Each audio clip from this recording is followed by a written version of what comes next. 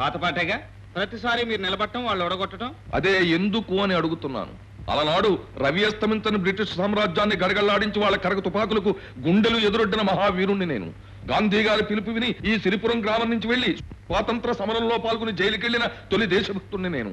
మొత్తం దేశానికి గాంధీ గారు స్వతంత్రాన్ని తీసుకొస్తే ఈ సిరిపురం గ్రామానికి నేను స్వతంత్రాన్ని తీసుకొచ్చాను. అలనాడు నేను జైల్లో బిగబెట్టిన ఊపిరి ఈనాడు గ్రామస్తులంతా పీలుస్తున్న గాలి. అలాంటి నన్ను ఎందుకు ఓడించినట్టు చెప్పు. నిజమైన స్వాతంత్ర యోధులు పీకిన రైలు పట్టాలు మీరు దొంగతనంగా అమ్ముకోబోయి పట్టుబడి జైలుకి వెళ్లారని ప్రజల నమ్మకం. వాళ్ళ అవివేకం, మూర్ఖత్వం. జైలుకి వెళ్ళినట్టు నా దగ్గర సర్టిఫికేట్ ఉందా? కావాలంటే చూపిస్తాం. మీరు జైలుకి వెళ్ళలేదని వాళ్ళు అంటలేదే. దొంగతనం చేసి జైలుకి వెళ్ళి రాజకీయ బాధితుడిగా దొంగ సర్టిఫికెట్ పుట్టించి 5 ఎకరాలు కొట్టేశారని వాళ్ళు అంటున్నారు. చిచిచ్చి, ఈ గ్రామస్తుల్ని నేను క్షమించాలి తప్ప భగవంతుడు కూడా క్షమించలేడు. అబ్బాయ్, ఈ ఊళ్ళో యువతరానికి నువ్వు నాయకుడివి. నీ సహకారం నాకు కావాలి. మాటి ఇప్పుడు మాటిస్తే మాత్రం అప్పుడు నిలబడతానన్న నమ్మకం ఏమిటి? అమ్మమ్మ, నువ్వు నిలబడతావు. ఎంచేతంటే ఈ సిరిపురం గ్రామంలో శ్రీరామచంద్రుడికున్నంత హిస్టరీ ఉంది నీకు. నీ సవితల్లిని ఆవిడ సంతానాన్ని కూడా అసలు వాళ్ళకంటే ఎక్కువగా నెత్తిన పెట్టి పూజిస్తున్నావు. నువ్వు మాటిస్తే తప్పవు. మాటి.